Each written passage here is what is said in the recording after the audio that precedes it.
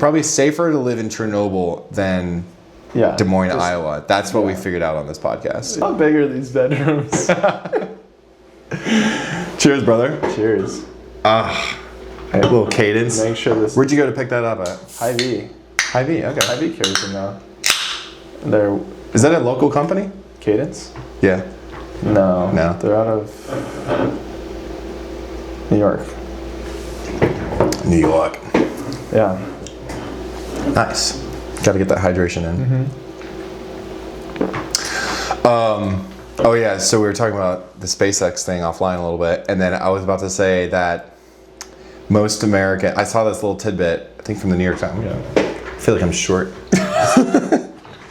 So can I bring my thing We up? can lower everything if you want. No, I think mine comes up. Does my chair not come up? I don't think it comes up. Actually, yeah, can you bring this down just a tiny bit?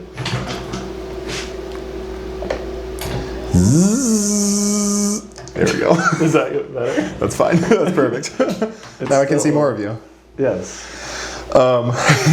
Most Americans are closer in wealth to Jeff Bezos than I saw it too. All Americans are closer in wealth to Jeff Bezos than Jeff Bezos is to Elon Musk. Which is crazy at this point. Insane. But like you said, it's unrealized gains. If he had to sell everything. Yeah, exactly. But also you have to find a buyer. Yeah. So someone who's willing to go to space, or maybe like a country that's willing to invest. Buy space. I mean, he would never sell it. No. He just wants to buy. But it's funny, I think the only thing that's profitable is Starlink. Starlink and XAI has some data centers that they lease out to Anthropic. Really? To the tune of like $1.6 billion a month. Yeah. Holy cow. That's a hefty rent payment. It is. People complain about their rent being like a few $1,000s. Try Exactly. 1.6 bill. But imagine the cost in fixed assets to start from zero to do all of that they did would be like impossible. You couldn't do it. No. Because of the amount of time too. It's insane. Because AI is moving so quickly. Yeah. That's why they have to just get they'll pay whatever it costs. Have you done or used any of the AI agents outside of work?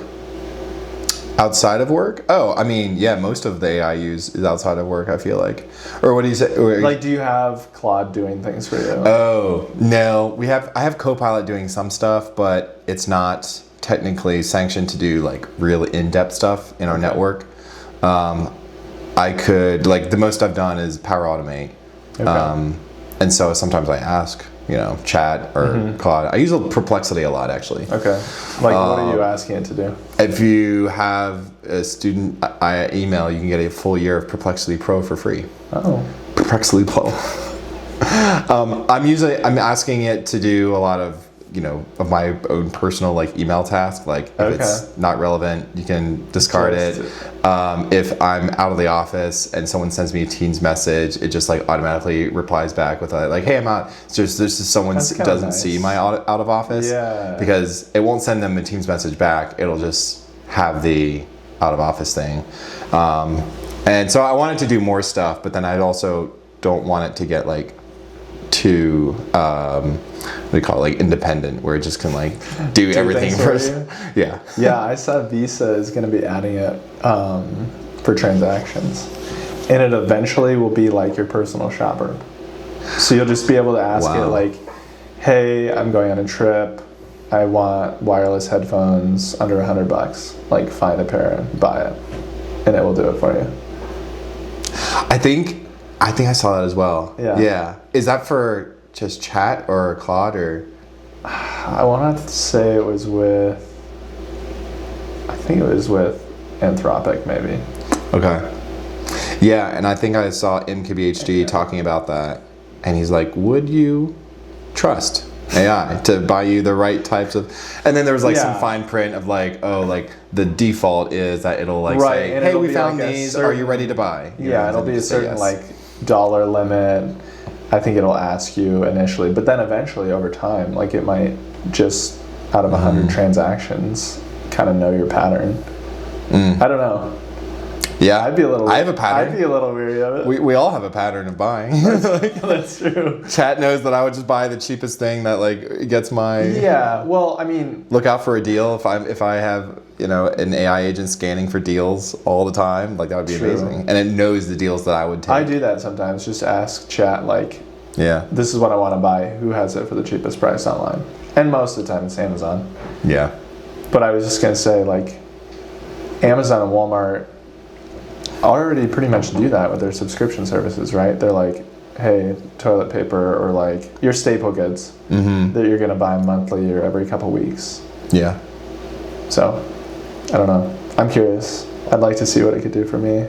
My own AI agent. Just want one. I don't know what I would have it do. I know. When people say like, "Oh, I've got an agent doing this for me right now," like in the background, and it's like I understand tangentially, like really, like what that means, but I don't know how to necessarily set that up to give it the permissions to like everything of mine. Like I could get Perplexity to get permission to like all my files and everything on my computer, just so that I could tell it to do something. Like right now, I can just tell it to send an email for me, and it will. It's just like, I don't know, I haven't done that. It's like, I'm fine telling Siri to tell me a text, or to send me a text. Like, are you willing to open up everything? Yeah. It's just... the real Kenny. We always say, like, I mean, I've always said, yeah, I'm fine with a lot more automation. I'm fine with, technology knows me already. That's true. Let's just let it know me all the way. But... I'm curious. I haven't used it in Excel yet, but I'm sure it's, like, fantastic. I should just use it somehow. In Excel? Yeah. Is that I do a lot of you work a lot Excel, of yeah. I'm sure it would be. Yeah. Just get a screenshot of it and say like, hey, I want these equations to have some sort of computation to make it into these, and I want some type of graphic over there. Like, is it mostly just like a plugin though? Like, how do you make the two communicate? Copilot is probably the best for that. Okay, just because they have a deal with Microsoft. Well, it is Microsoft owns Copilot. Yeah. Well, there you go. And apparently it's. I mean, yeah, I haven't used it any more in depth than just like the chat function, but apparently you can really get down into it. Okay. Get the API and working on even some of your custom things. It just reminds me of all of those like tech business books, and they're like, I hired somebody overseas to like set up calendar like meetings and do certain paperwork while I was sleeping so that the next day when I was awake it was done. You know what I mean? To save me time. Yeah. I'm like, when would that ever be useful in my daily life? But now it makes it super like convenient and approachable for an everyday person. Which is interesting, just how the course of your work, you specifically, and pretty much most people, that kind of just go through life and build on their career, build on their successes, learn from their failures. I guess one example is, well, to tag on to what you just said, when Logan Paul and Jake Paul were first like vlogging, when vlogging was like the thing to do on YouTube, there was like a little bit of a documentary of how they would put it all together, and they would like do the shot, and then they would just speak into the microphone of how they wanted it to look on the vlog. And all that footage would get uploaded at the end of the day, like 9 or 10 p.m. to a editor based in Europe. And they would that would edit it throughout the night, and it would be ready to go by 8 a.m. the next morning. That's awesome. And they would say, right after this shot of me saying X, I want the footage of 1,000 Roman soldiers, toppling down a castle, because like that's what would make it be a lot more funny. And then, or I want like a picture of a Pikachu on the, thing, and like that's how you would say it. But if you can just get AI to do that, we're far off from AI being able to like really edit videos like the way you want it to. Yeah, but it's so good at doing like photos. Yeah, and creating something that never took place. Yeah, it's so good at that. Yeah, I just had a couple experiences in the office where we've done stuff. That's a little weird, but it reminded me of, we were talking about AI agents and like tasks overseas and stuff like that for time saving. But I remember this quote from a podcast I listened to, and it was like, do what you do best, outsource the rest. Yeah. And that, your example is so perfect.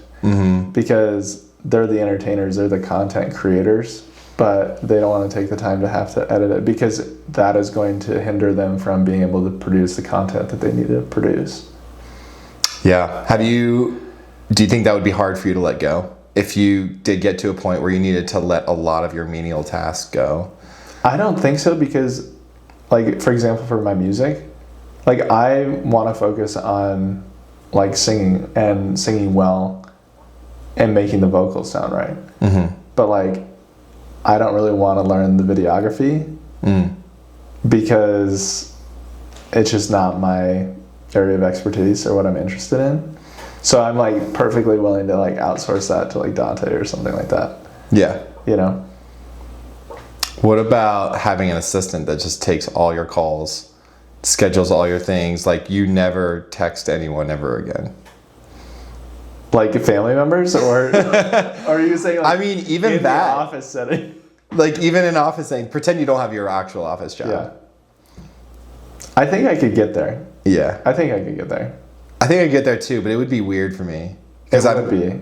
I mean, I always think like, oh, it'd be really nice to just come home and have have all my laundry and dishes and all that stuff done. But when it's things that like are human connection based, and then it's all going through, because those take time as well.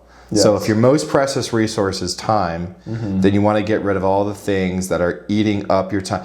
You go from being a doer to an idea guy. You go from being like a do guy to an idea guy. Yeah, you're just constantly creating. Yeah. And people are implementing for you. Yeah. Or the tools are different tech. You need to get to that point. Yeah. I mean, okay. Sorry, go ahead. I was going to say, do you think people, on the flip side of that, do you think some people, when trying to get to that point,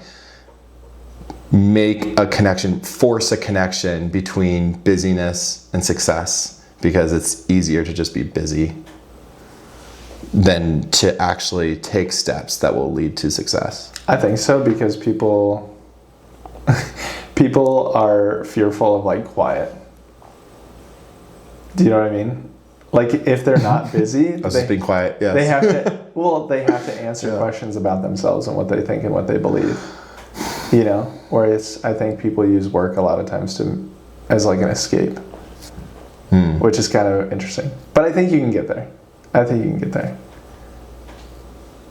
Yeah. You think people are afraid of their own company? Sometimes, yeah. Yeah. Yeah. Unresolved conflict maybe in their life that they've not addressed, or maybe like past relationships that they've not been able to move forward from. It's too much quiet kind of lets the brain think and thaw out. But it's not good to just be super reflective all the time. Yeah. Like it's important to chat with somebody, do things, work, play, like all of that is super important.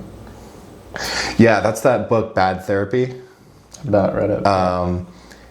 It talks about, I've only read some of it, but then I listened to a podcast with the author, and she kind of explained her reasoning behind it.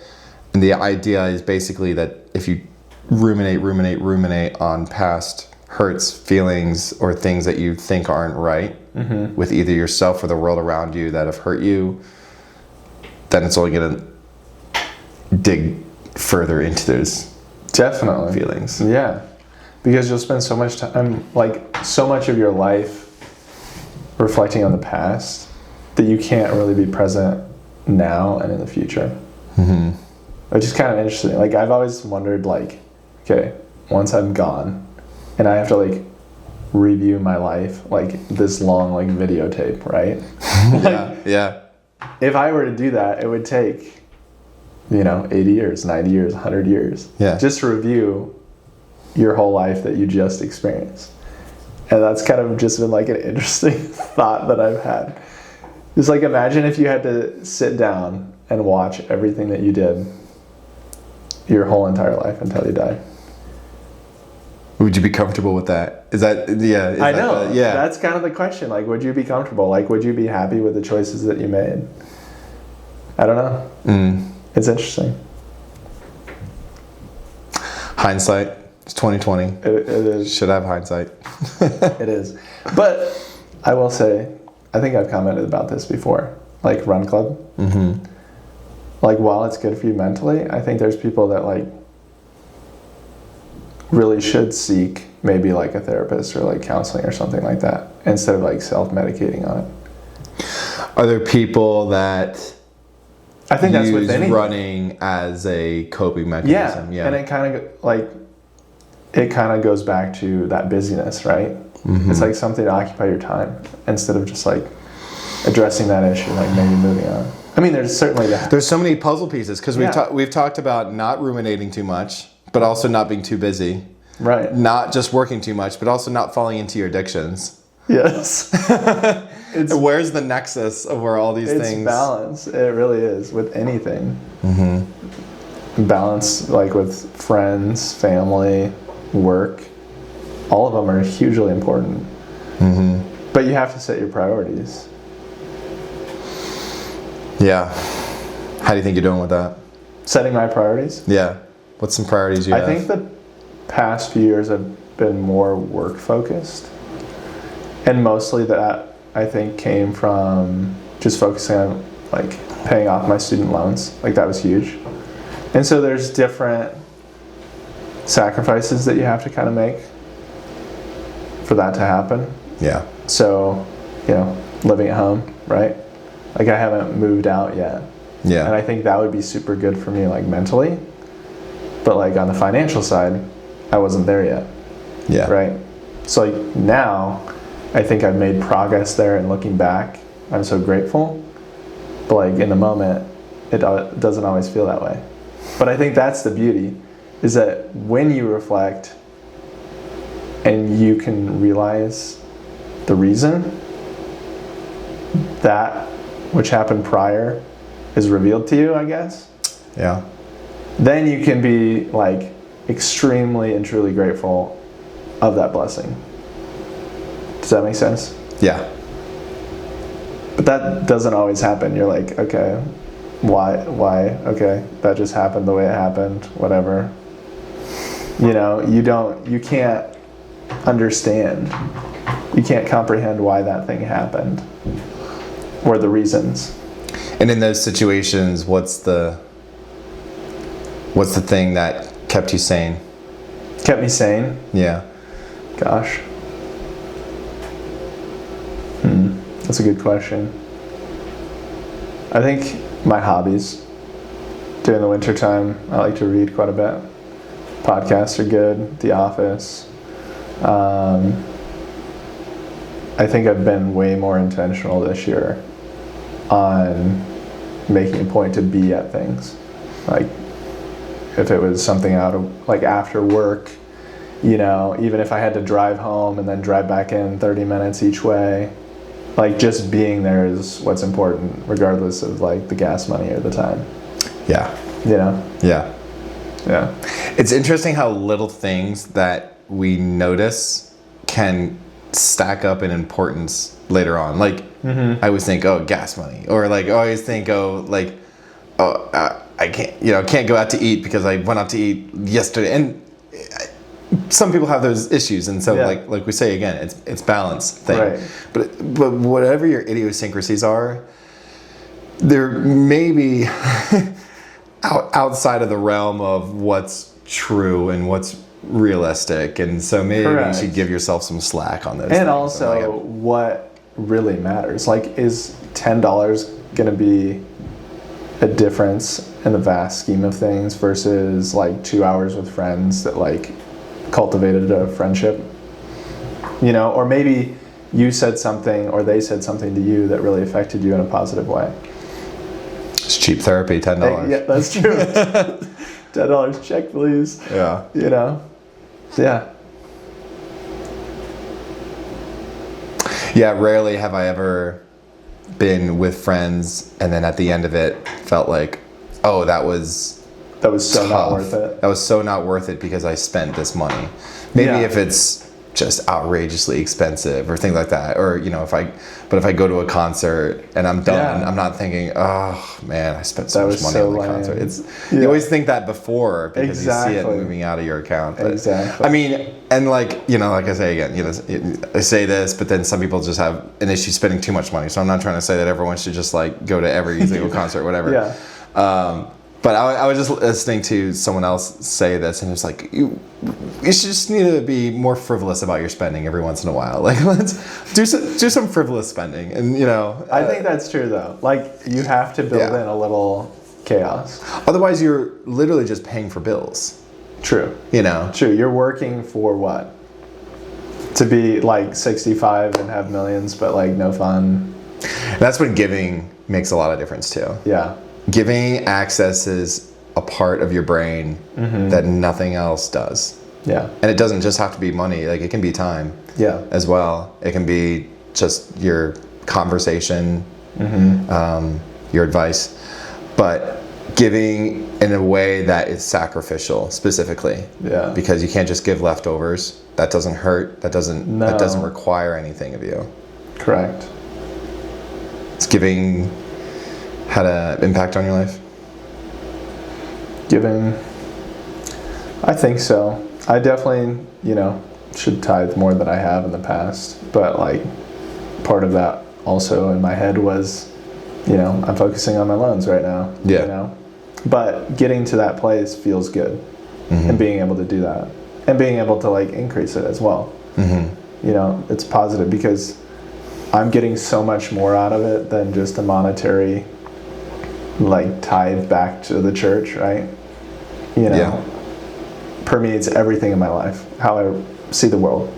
So like that I can do that and it be helpful to like my local church, that's really important. Yeah, I think giving is a gift to the giver. So much. So yeah, definitely. As well as a gift to the consumer. I feel that way in other aspects though too, like cooking for people, because for me it's like I'm giving twice. Like, I get so much enjoyment out of the process and like making it, but then when you give food to somebody and they're grateful for you, like that feels so good because you just spent all this time and energy into something that you really enjoy, like it's one of your hobbies. But then when someone receives it and they're grateful, I don't know, I feel like it makes you feel blessed twice. Yeah, great, hangout idea / things that will bring you closer to each other in general is cooking. We've done that a couple times with some friends, and it's just a cracking good time.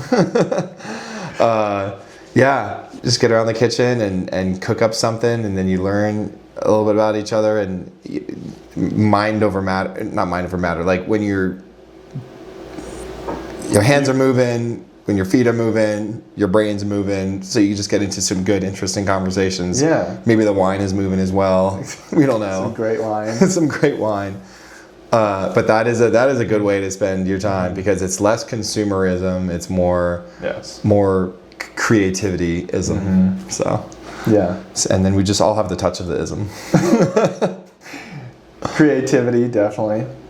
I would say is, just a great way to experience things with people. Is doing something creative. I'm not a painter or anything like that, but I could see that those types of like cooking, painting, like maybe gardening or something like that. We kind of touched on just like taking the time to do something like that, to cook. Maybe it's a couple hours. That's one of my pet peeves of like the US. We're like so busy when it comes to meals. It'd be so nice if we could just, really sit and enjoy the food that we spent like so much time creating and making together, and now we can sit and eat for like an hour, 2 hours, 3 hours, and then maybe like you go for a walk afterwards. Yeah. I feel like Europe has done, it's just part of their culture. We're so consumer driven here. Yeah, it's like you eat and then it's like, all right, now what's after dinner? And all this, like eating and then eating dinner and then as a family and then going for a walk is one of the best things you can do. Mm-hmm. So you are in finance. Yes. Work in finance. You said so you got your degree in? Yeah, degree in finance and entrepreneurship. Okay. Yeah. And now you're not on the kind of personal investment side or somewhat, are you? Like, could you do like personal investments? Yeah. You could yeah, as well? trade. Okay. Yeah. Okay. Yeah. This is obviously not like financial advice that you're giving out that it's like warranted from your perspective. It's not, speak with your own financial advisor, but are there some mistakes / things that people could learn from it and give me your worst? The worst mistake that I made? Yeah. Give me your best advice and the worst mistakes that people use. The best advice I would say is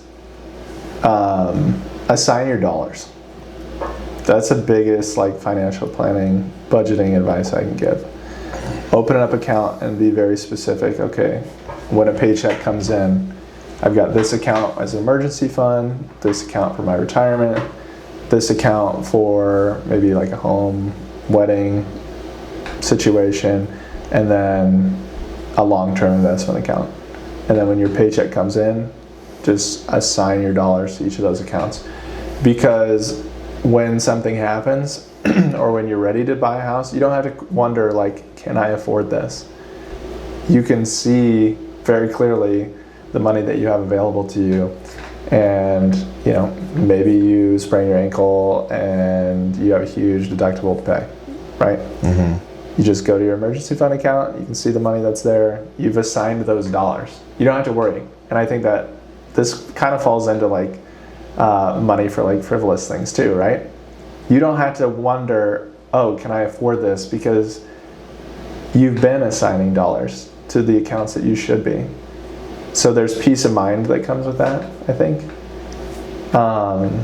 than just, stocking money away in one account and seeing that grow while it's good. You don't have any idea, specifically, where your money is working for you. So I think that's probably the biggest positive finance, budgeting, wealth management advice I could give you. I like that. Yeah. Assign your dollars. Assign your dollars. I could use that for sure. Because this money comes in and you're just like, well, you got to save as much as possible. Right. And then you get to the kind of greedy and misery kind of. Exactly. But imagine the peace of mind if you're nope, I know 10% or 20% or 30 is going to XYZ, Mm-hmm. And now you're at a state where you don't have to worry. Yeah. You see that large dollar amount leaving and you're like, that's fine. Yeah. Because I've got plenty enough for other things as well. I've allocated for it. Yeah.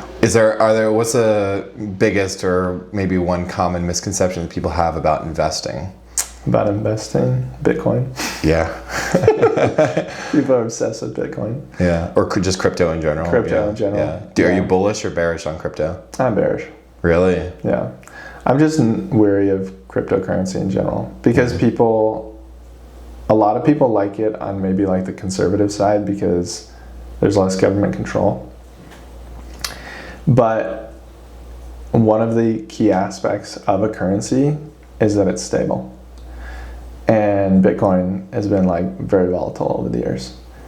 So while it might be easily transferable, a medium of exchange, it still has the volatility of an investment and not of an actual currency. Yeah. So your paper currency is going to be, you're going to have your annual inflation of, 2.5%.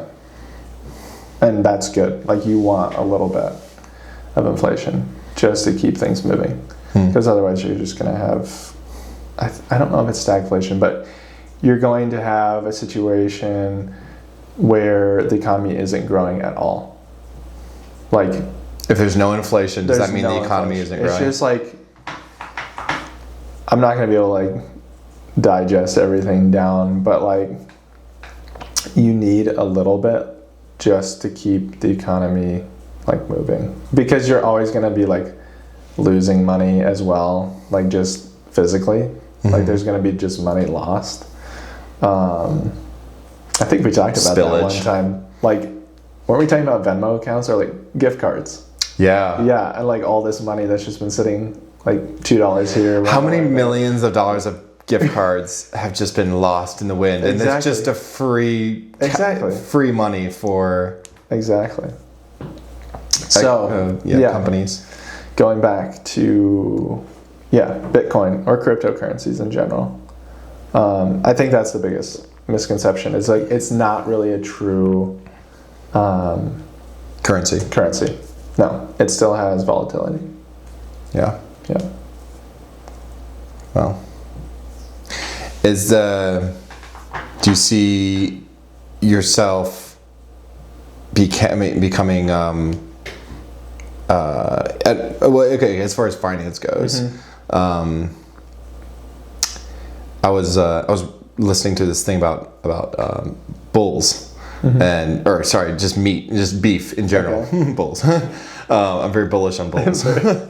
And how the cattle industry is like booming right now. Like beef is very expensive. And it's just kind of crazy that it used to be where they were making like $5 to $10 per cow that they sold. Now they're making like 1,000.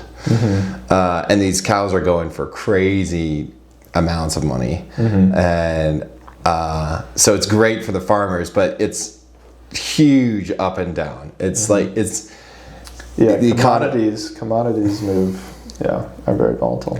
Commodities are very volatile. So yeah, so I guess that would be like corn and corn, soybeans, hogs, even like oil, stuff like that. Oil's kind of an interesting one. I was actually talking to my uncle about this, and I disagree with him because. What do you disagree on? Yeah. When everything was happening with the Strait of Hormuz, and it's still not figured out yet, but the price of gas and oil shot up, right? And so in his head, he believes that it's price gouging because he's thinking we have all this oil available to us in the U.S., like more. Why is that? Why is the gas prices affecting us domestically? If this is happening way over there, and we have all of this supply here, why are we experiencing that?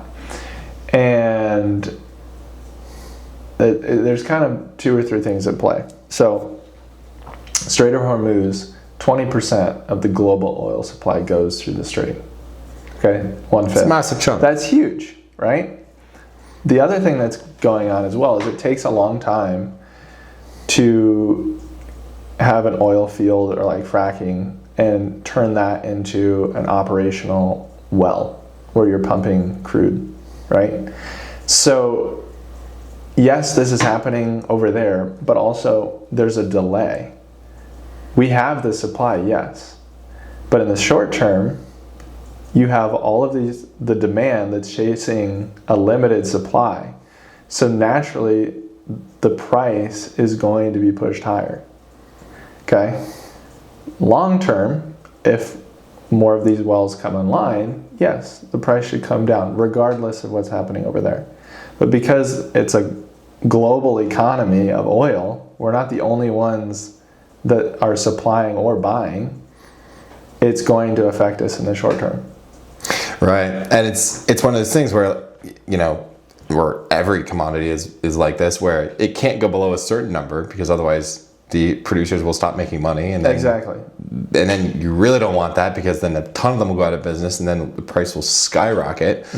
And so it's a very delicate balance of, it comes down to supply chain, right? Because supply chains just can't differ and change up overnight.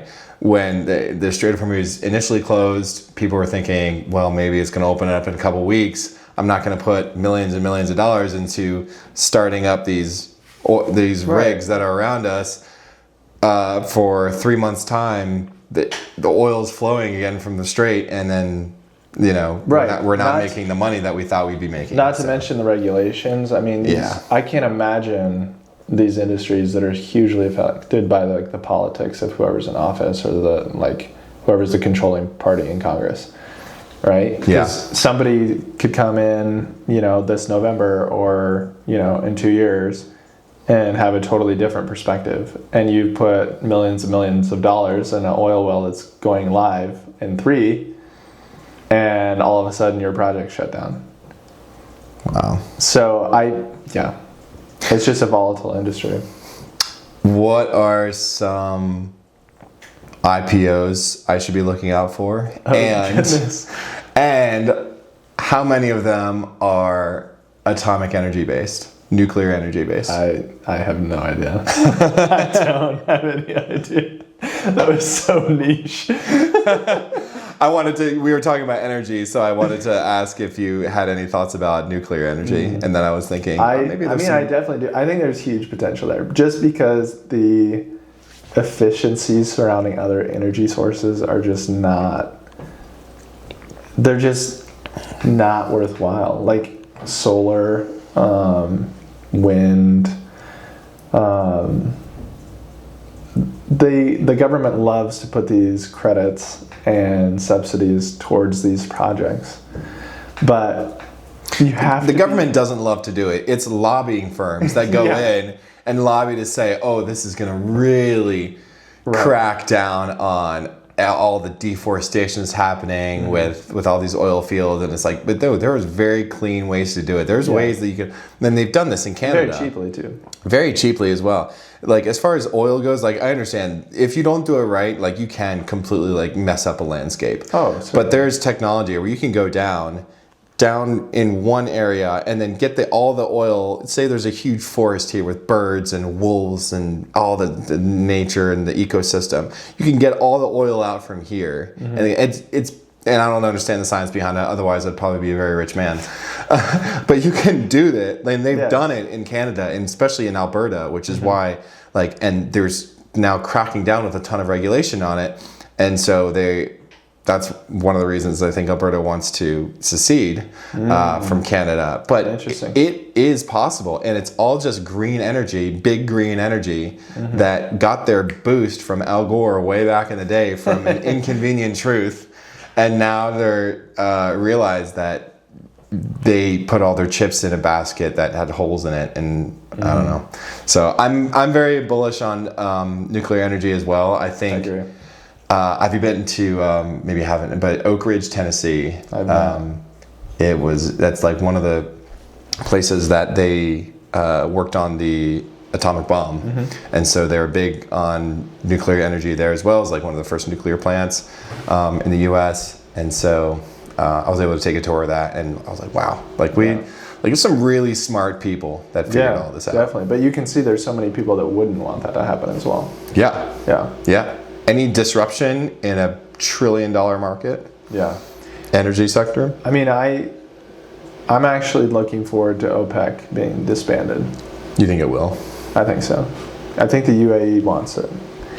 And as more of those countries disband, because they set a supply limit, they all agree. I mean, it's basically a huge cartel for oil. So they set a certain amount of barrels that they're going to produce, and so the demand's unchecked, right? The demand can be jump or it could decrease, but it's rarely going to decrease, right? Because just the daily operations of everything require energy. The food you get at Costco, deliveries, everything. So if OPEC disbands, then these countries can keep producing because they want to make money. Right? So they're going to bump up all the supply, increase at least, and that should bring the price down. And then eventually gas. And so I guess the only reason why OPEC got its grounding and its footing was to say like, hey, like let's create a